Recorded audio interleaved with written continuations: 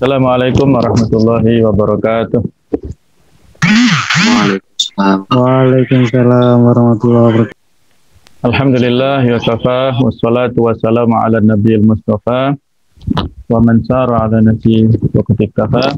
Asyhadu an la ilaha illallah wahdahu la syarikalah wa asyhadu anna Muhammadan abduhu wa rasuluhu la nabiyya ba'dah. Surganya Allah Ta'ala. Surga adalah merupakan obsesi dan tujuan kehidupan kita nanti di akhirat. Kalau di dunia memang dikatakan Ibnu Taimiyah ada juga surga ya. Inna fil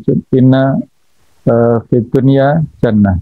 Man lam yadkhulha la yadkhulu jannatal akhirah. Kata Ibnu Taimiyah seperti itu. Sesungguhnya di dunia ini ada taman-taman surga. Barang siapa yang tidak memasukinya maka tidak memasuki surga akhirat.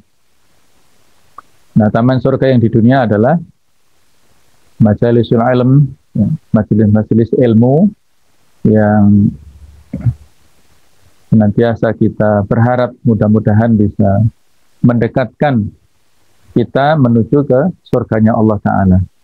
Man salaka tariqan yaltamisu fihi ilman sahalallahu bihi tariqan ilal jannah. Barang siapa yang menempuh jalan untuk menempuh ilmu, maka dengan itulah Allah akan memudahkan jalannya untuk menempuh ataupun menuju surganya Allah Ta'ala. Jadi semakin kita berada di majelis ilmu, majelis zikir, majelis kebaikan, insya Allah semakin menjadikan wasilah kita untuk berburu surga Allah Ta'ala yang sesungguhnya.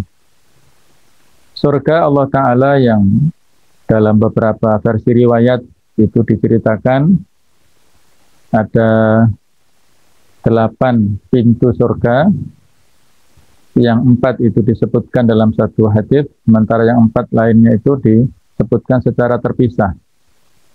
Yang disebutkan satu hadis itu adalah pintu-pintu surga yang bernama Babus Shalah, pintu khusus untuk orang yang rajin melaksanakan sholat, itu Ahlus Shalah. Ada lagi Babus Shadaqah, yaitu pintu khusus untuk mereka yang rajin sedekah, Ahlus Shadaqah. Ada Babul Jihad, yaitu pintu khusus untuk Ahlul Jihad atau Al-Mujahiduna fi sabilillah, orang-orang yang berjihad di jalan Allah. Dan ada khusus pintu yang disediakan untuk orang yang puasa. Inna fil jannah samaniyata abwab babun yusamma fiha ar-rayyan la yadkhuluhu illa shaimun.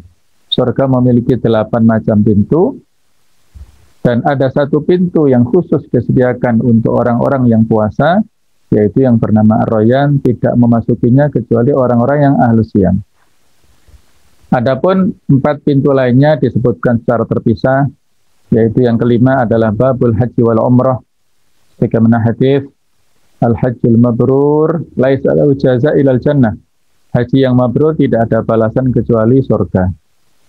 Yang keenam adalah Al-Babul Aiman, pintu yang khusus VVIP disediakan Allah untuk orang-orang yang masuk surga tanpa perhitungan, tanpa hisab, tanpa audit. Yaitu diantaranya 10 sahabat yang masuk surga tanpa hisab, al-asyrah al-mubasysyaruna bil jannah, yaitu 4 khulafaur rasyidin, kemudian ditambah ada Abdurrahman bin Auf, ada Zubair bin Awam, ada Sa'ad bin Abi Waqqas, ada Abu Ubaidah, Amir bin Jarrah, ada Talha bin Ubaidillah, ada juga Sa'ad bin Zaid, kemudian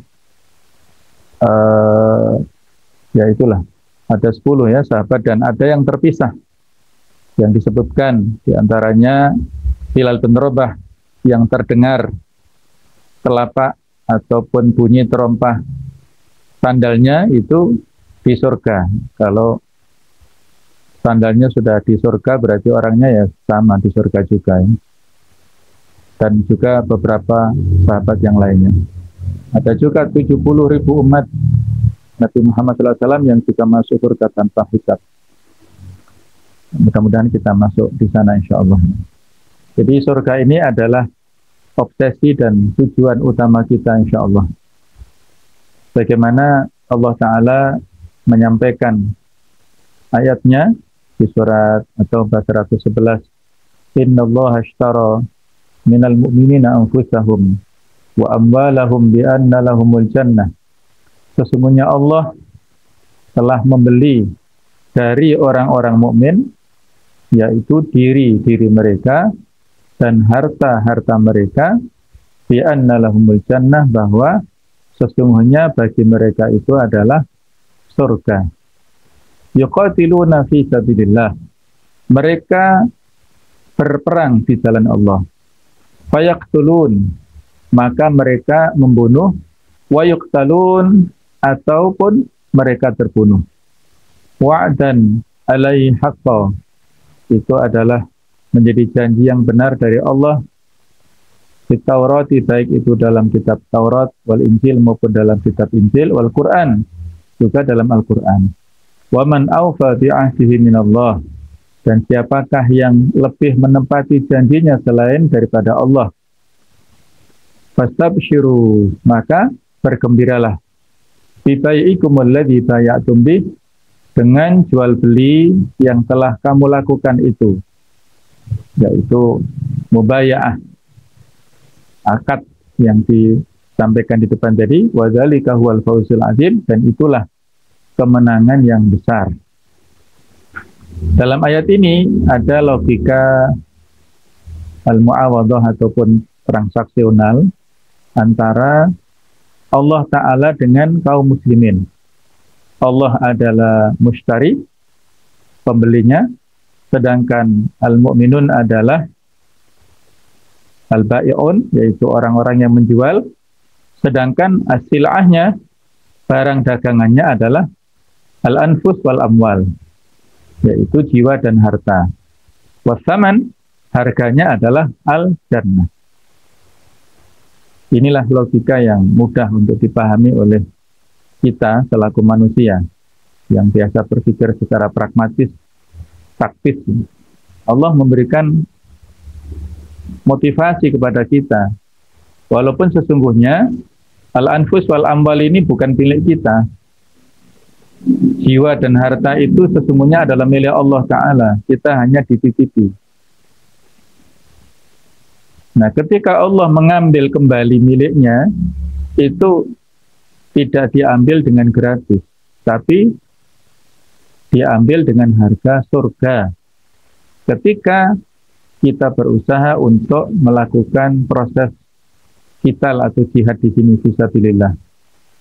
Orang yang mujahid pergi ke medan perang itu pasti dengan dua bekal ini, anfus dan amwal,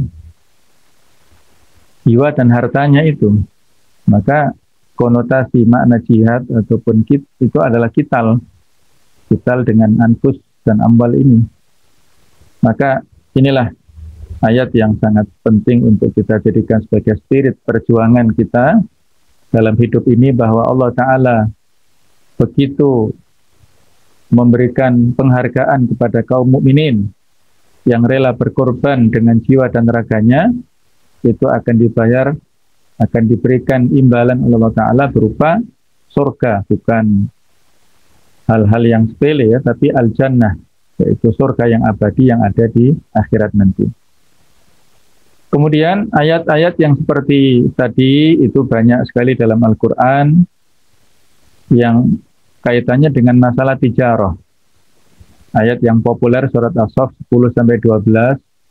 Ya ayyuhalladzina amanu hal adullukum ala tijaratin tunjikum min adzabin alim. Wahai orang-orang yang beriman, apakah mau aku tunjukkan kepada kalian pada sebuah transaksi perniagaan, perdagangan yang bisa menyelamatkan kalian dari azab yang pedih di akhirat nanti. Apa jenis tijarah yang disebutkan dalam ayat ini? Dijelaskan pada ayat ke 11-nya adalah tu'minuna billahi wa rasulih, yaitu beriman. Kalian beriman kepada Allah dan Rasul-Nya, wa tujahiduna fi sabilillah, dan kalian berperang di jalan Allah, bi amwalikum, dengan harta-harta kalian, wa anfusikum, dan jiwa-jiwa kalian. Dzalikum khairul lakum in kuntum ta'lamun. Yang demikian itu adalah hal yang baik bagi kalian apabila kalian mengetahuinya. Nah, balasannya apa?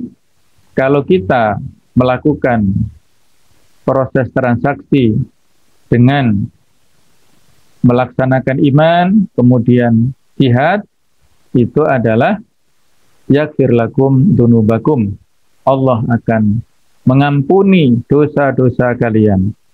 Wa yudkhilkum, dan memasukkan kalian kepada jannatin, surga, kebun-kebun yang disediakan Allah Ta'ala nanti, tajri, yang mengalir min tahtiha, dari bawahnya al-anhar, sungai-sungai.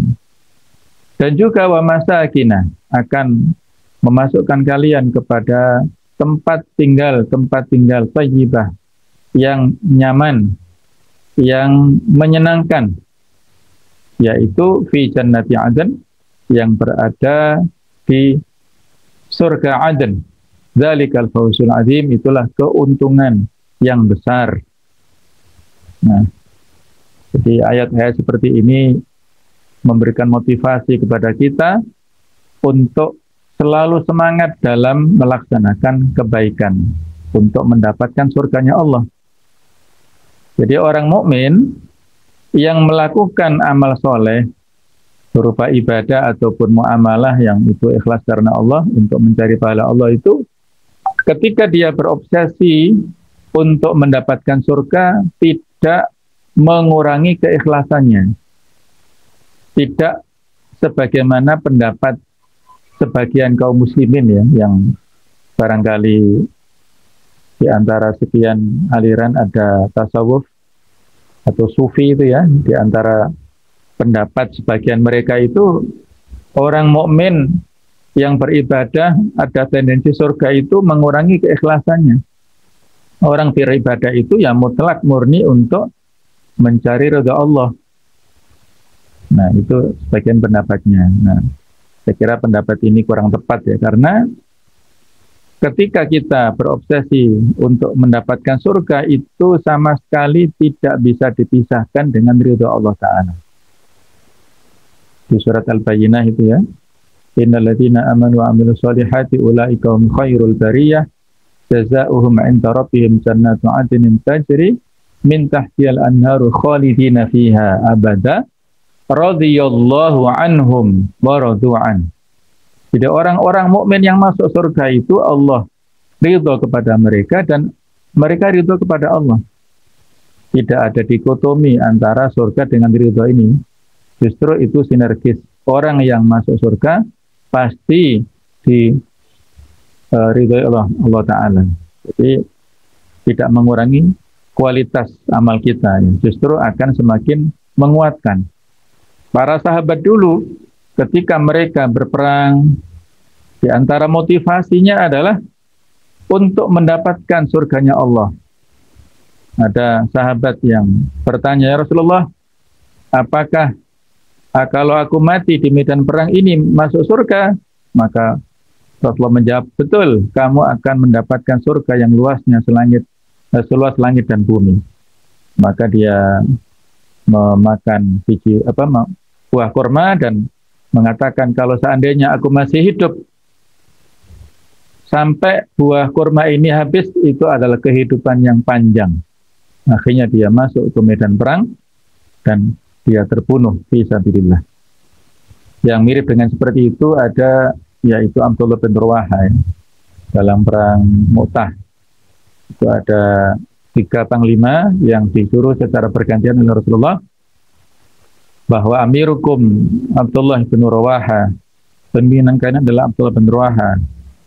Nah, kemudian kalau terbunuh, maka fa Ja'far, digantikan Ja'far bin Abi Thalib. Kalau dia terbunuh, maka digantikan oleh Khalid bin Walid. Dan ternyata yang 1-2 terbunuh, bahkan Ja'far itu terbunuhnya dengan luar biasa perjuangannya.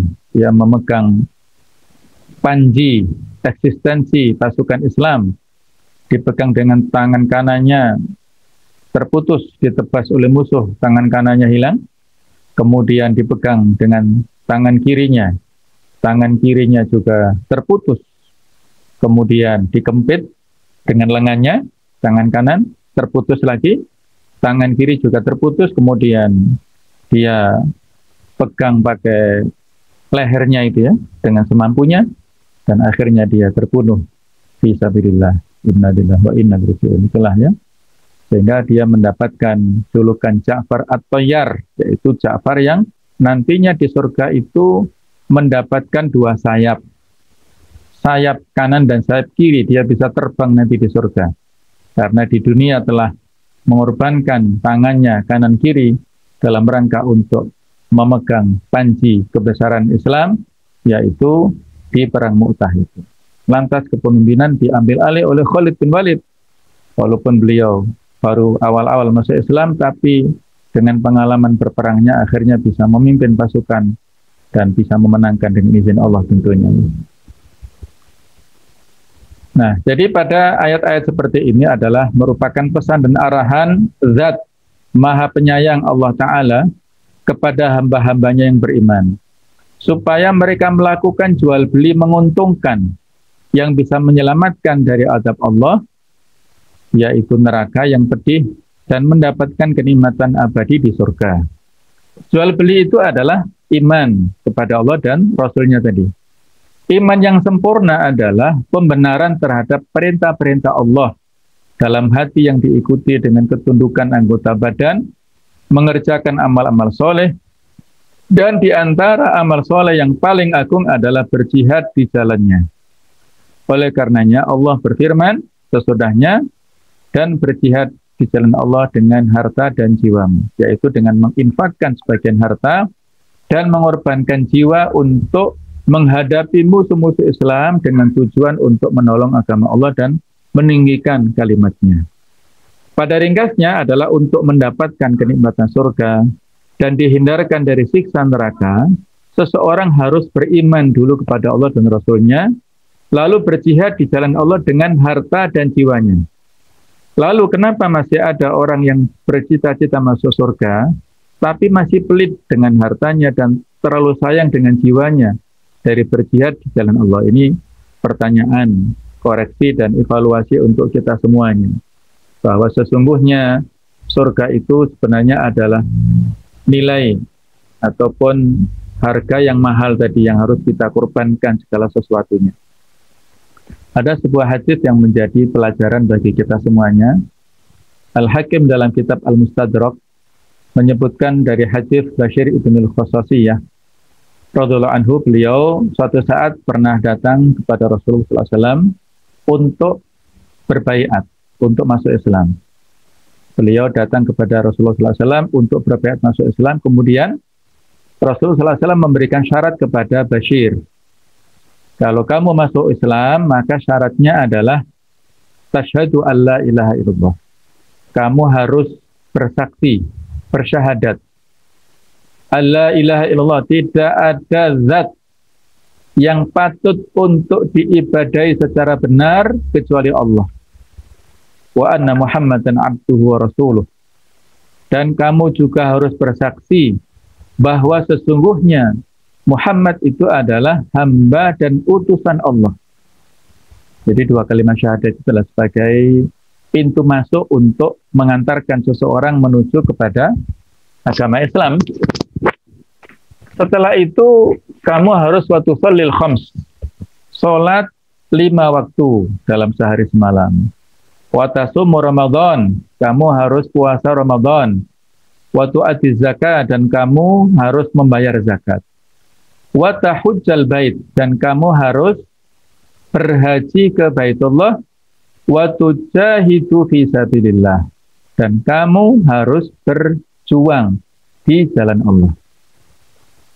Nah, karena Bashir ini masih mu'alaf sehingga belum begitu paham ya, tentang tuntutan dan kewajiban tadi.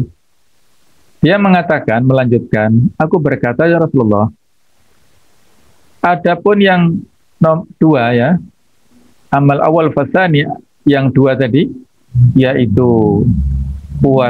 sholat dan puasa itu, aku tidak mampu, la utikuhuma, aku tidak mampu melaksanakannya Rasulullah. Ya nggak tahu, dia mungkin masih belum hafal, zikir atau wirid doa, ataupun puasa Ramadan itu kan juga perlu kesiapan fisik ya. Orang mu'alaf belum mampu. Kemudian yang ketiga, membayar zakat itu alasannya apa?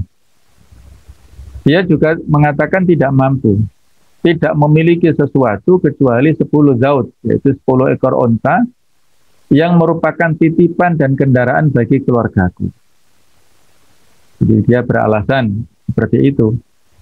Adapun ya watahujil bait di sini nggak diterangkan ya. Tapi tentang masalah jihad, kalau haji tadi kan logikanya kalau zakat saja nggak mampu apalagi haji gitu. Kan biayanya lebih besar. Jadi dia juga merasa tidak mampu. Sedangkan jihad, ya, kata orang-orang yakin bahwa yang lari dari medan perang akan mendapatkan kemurkaan dari Allah. Jadi tawalli yaumaz zahaf, lari pada saat perang berkecamuk itu termasuk dosa besar. Nah, dia khawatir, ini dia katakan, saya khawatir, takut jika ikut perang, lalu aku takut mati dan ingin menyelamatkan diriku. Dia ingat dengan keluarganya, ingat dengan anaknya, istrinya, sehingga nggak jadi ikut perang, menyelinap balik kanan, ya. Dia pulang. Nah, dia khawatir seperti itu, dengan kepolosannya pada saat mu'alaf itu ya. Nah, strateginya kita di sini ya, yaitu Rasulullah SAW menggenggam tangan Bashir ini lalu menggerak-gerakkannya dan mengatakan, la sadaqah wala jihad fa bima tadkhulul jannah. Wahai Bashir, kamu tidak mau sedekah, kemudian juga tidak mau jihad, lantas kamu mau masuk surga dengan apa? Nah, ini pertanyaan Rasulullah yang bernada untuk memberikan peringatan bahwa surga itu bukan sesuatu yang gratis. Surga bukan sesuatu yang diberikan cuma-cuma, tapi ada nilainya. Termasuk di sini, kamu sedekah nggak mau, sedekah di sini kan zakat tadi ya, jihad juga nggak mau. Terus kamu mau masuk surga pakai apa? Ini juga peringatan bagi kita. Kita sholat, mungkin orang awam ya, sholat 5 waktu masih bolong-bolong. Mungkin kalau kita para aktivis ya, sholat 5 waktu dikerjakan tidak pada waktunya, atau sholat 5 waktu tidak dikerjakan secara berjamaah misalnya. Kemudian tilawah juga pas-pasan, mungkin hanya 1-2 lembar satu hari, mungkin 1 juz 1 minggu baru hatam misalnya. Kemudian infak juga asal-asalan, sekenanya, semampunya. Apalagi jihad ini dalam bentuk yang lebih berat lagi, baik itu jihad dengan makna yang luas ataupun jihad dengan makna yang khusus. Jadi kita belum ada kesempatan kita ya. Terus kamu mau masuk surga itu pakai apa? Amal apa yang kamu andalkan untuk mendapatkan surganya Allah nanti itu apa? Itulah ya hisab ataupun muhasabah untuk kita semuanya tentunya. Maka Bashir ketika mendapatkan pertanyaan ini seolah-olah dia baru terkena ya panah hidayah, tersadar. Oh, ternyata tidak main-main Islam itu.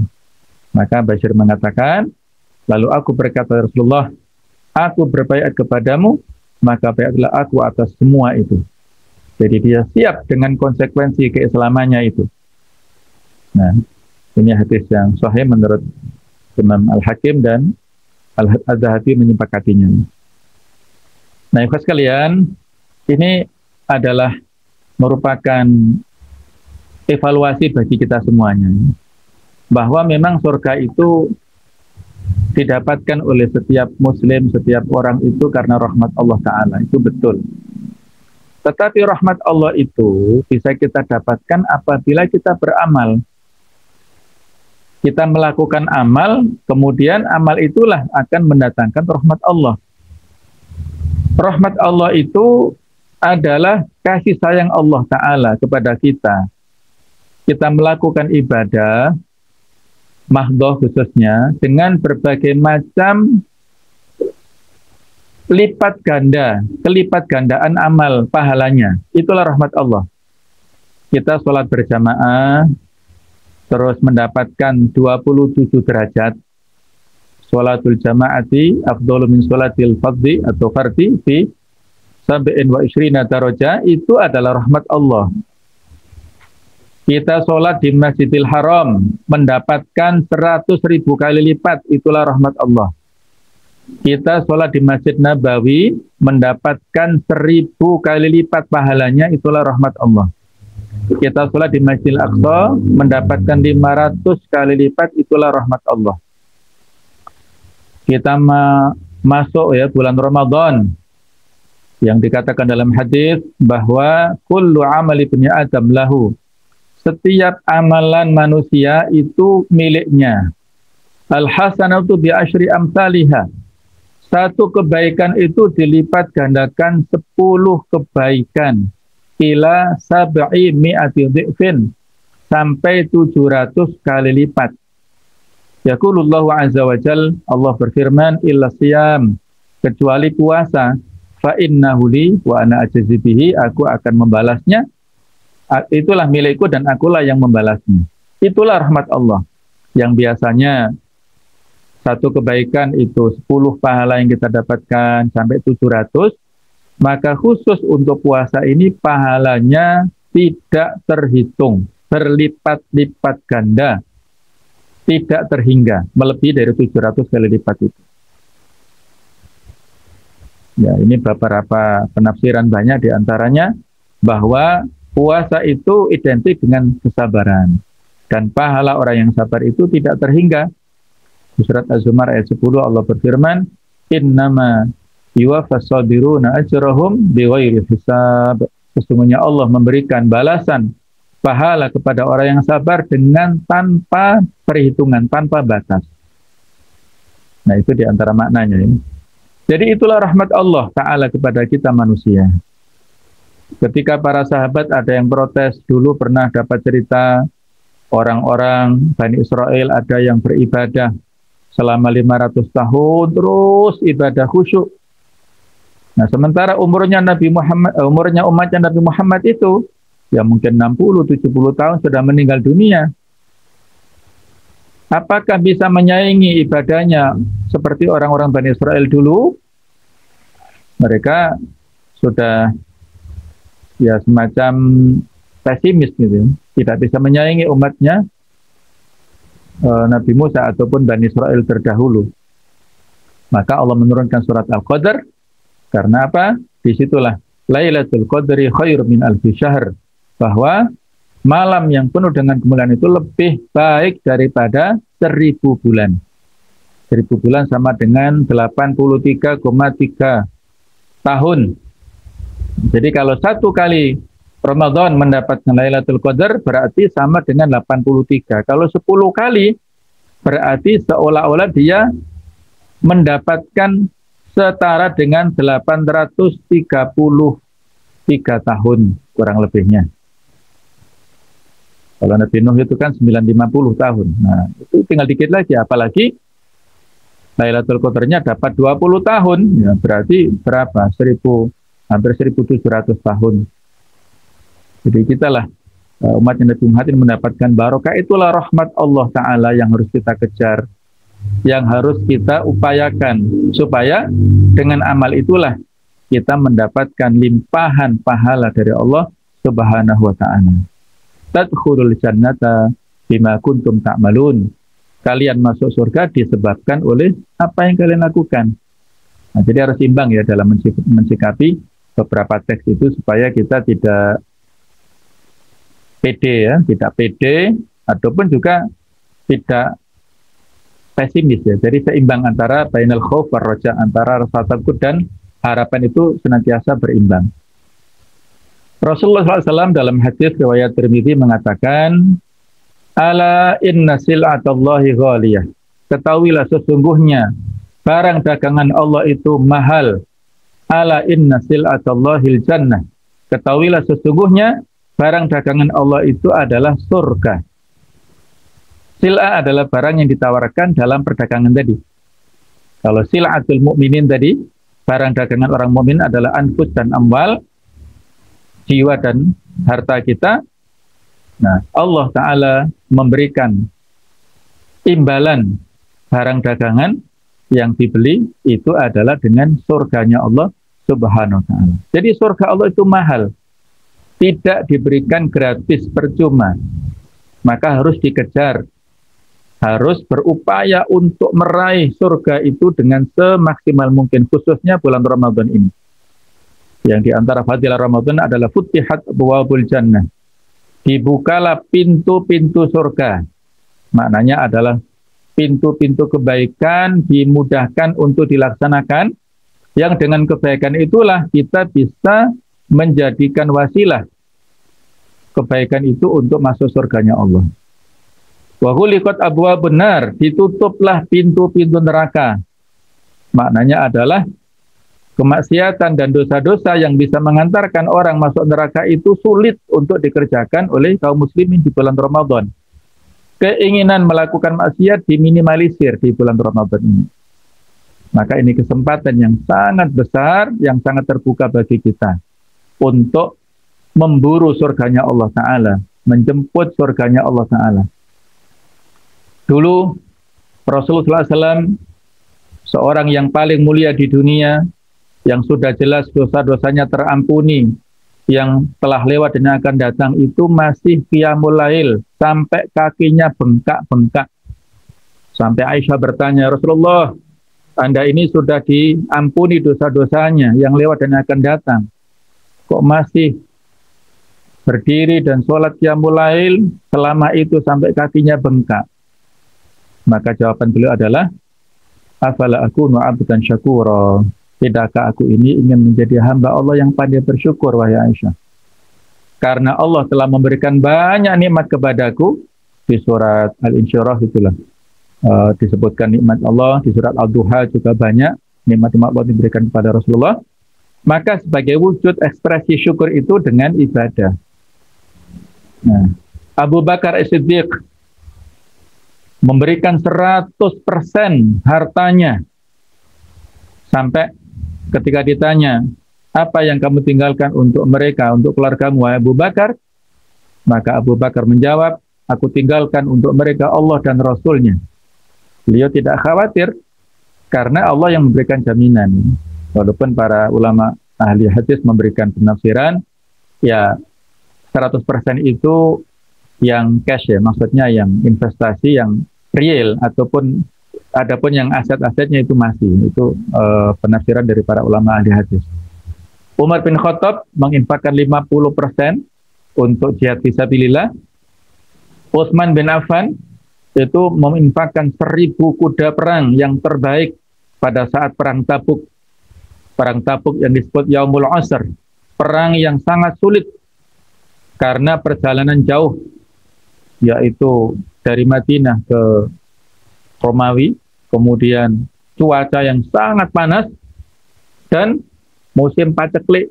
Kaum muslimin sudah mengalami paceklik panjang, tidak mendapatkan rezeki pada saat itu dalam waktu yang panjang, dan itulah ujian terberat.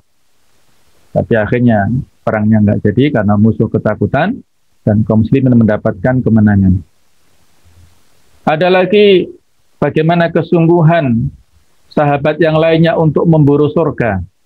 Sahabat Jabir bin Abdullah, beliau rela melakukan perjalanan panjang jalan kaki dari Madinah menuju ke Syam dalam rangka untuk tabayun satu hadis, mendapatkan satu hadis dari sahabat yang lain yang bernama Abdullah bin Unais yang berdomisili di Syam. Dia melakukan rihlah, perjalanan panjang, berjalan kaki untuk mencari satu hadis saja. Ya, kalau sekarang mudah, klarifikasi lintas negara tinggal lewat alat komunikasi. Kalau dulu harus jalan dari Madinah ke Syam itu melakukan perjalanan sampai 1 bulan. Masya Allah, ya luar biasa. Dan itu biasa dilakukan oleh para sahabat dulu. Ada lagi salah seorang salafus saleh, Abu Bakar Ibnu Ayyash. Beliau ini biasa ya, melakukan tilawatul Quran, khatam Al-Quran itu dalam hidupnya sebanyak 18.000 kali. Subhanallah ya. 18.000 kali khatam Al-Quran. Nggak tahu bagaimana kita menghitungnya ya. Kira-kira menghabiskan waktu berapa lama itu.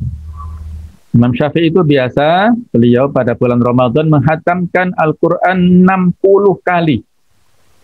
Kalau di luar Ramadan beliau 30 kali, sehari semalam 1 kali. Kalau Ramadan seperti ini, khatamnya pada siang hari 1 kali, pada malam hari 1 kali. Kalau Imam Bukhari, itu pada bulan Ramadan, pada siang hari khatam 1 kali, 3 malam itu beliau khatam 1 kali, karena ada qiyamul lail, ada taraweh, ada menelaah hadis dan sebagainya ya, pada waktu malam tentunya. Imam Malik kalau sudah bulan Ramadan datang, pengajian halakoh hadisnya ditutup dan beliau fokus untuk tilawatul Quran. Sufyan Ats-Tsauri meninggalkan seluruh aktivitasnya di bulan Ramadan dan fokus untuk tilawatul Quran saja. Jadi Al-Quran ini kita baca pada bulan Ramadan itulah amalan yang paling utama. Kalau menghafalkan boleh ya, kalau sudah untuk refreshing ataupun untuk apa, tapi yang fokus adalah untuk menghafal itu. Ada lagi seorang ulama yang lain pada generasi yang kontemporer, Syekh Abdurrahman Shumaid. Beliau ini dari Kuwait. Beliau menghabiskan waktunya, hidupnya itu berdakwah di 29 negara di Afrika. Dan beliau berhasil mengislamkan sekitar 11 juta orang mu'allaf dari penduduk Afrika. Subhanallah ya, luar biasa. Beliau sudah meninggal tahun 2013 kurang lebih. Nah, itulah kalau kita lihat bagaimana perjuangan mujahadah para ulama, baik generasi salaf, generasi kholaf, generasi kontemporer ya, generasi milenial, ini luar biasa. Mereka untuk memburu surganya itu, surga Allah Ta'ala itu dengan mujahadah yang luar biasa. Maka inilah kembali muhasabah ke kita masing-masing, kira-kira amalan andalan kita ini apa sih? Ramadan sudah masuk 10 hari yang kedua ini, alhamdulillah bagi yang sudah hatam ya, barakallahu fiik. Tapi kalau belum, terus kapan kita hatamkan? Kita mau punya target berapa? Hari-hari Ramadan ini barokah semuanya. Kalau 30 hari berarti ada 720 jam kita di bulan Ramadan. Kalau 29 hari berarti 696 jam. Setiap harinya, setiap jamnya, setiap menit dan detiknya semuanya mubarakah, semuanya barokah semuanya. Maka iman-iman kalau kita habiskan hanya untuk tidur, hanya untuk ngobrol, untuk santai-santai, ini iman ya. Maka harus kita manfaatkan dengan amal-amal ibadah minimal tadi ya, dengan tilawatul Quran. Tilawatul Quran, kemudian amal yaumi yang sudah kita bagikan kemarin. Ada sholawat 100 kali paling tidak, ada istighfar 100 kali, ada tahlil ya, itu 100 kali, kemudian membaca surat Yasin, surat Ad-Dukhan, Al-Waqi'ah, Al-Mulk, kemudian ya, paling nggak pekan sekali, kemudian khusus dari Jumat seperti ini, kita baca Al-Kahfi, kemudian juga surat Ali Imran. Nah ini coba, itu saja dulu barangkali, kalau kemarin sudah alhamdulillah, ini kalau belum kita tingkatkan, coba itu dulu, kemudian kita tambah dengan wirid-wirid yang lainnya, doa-doa yang lainnya. Mudah-mudahan itu bisa memberikan keberkahan kepada kita semuanya di bulan Ramadan ini. Inilah nasihat untuk diri saya dan kepada kita semuanya. Mudah-mudahan bermanfaat ya, dan mudah-mudahan Ramadan tahun ini lebih baik daripada yang tahun-tahun sebelumnya. Barakallahu fikum jami'an. Ihdinas siratal mustaqim. Assalamualaikum warahmatullahi wabarakatuh.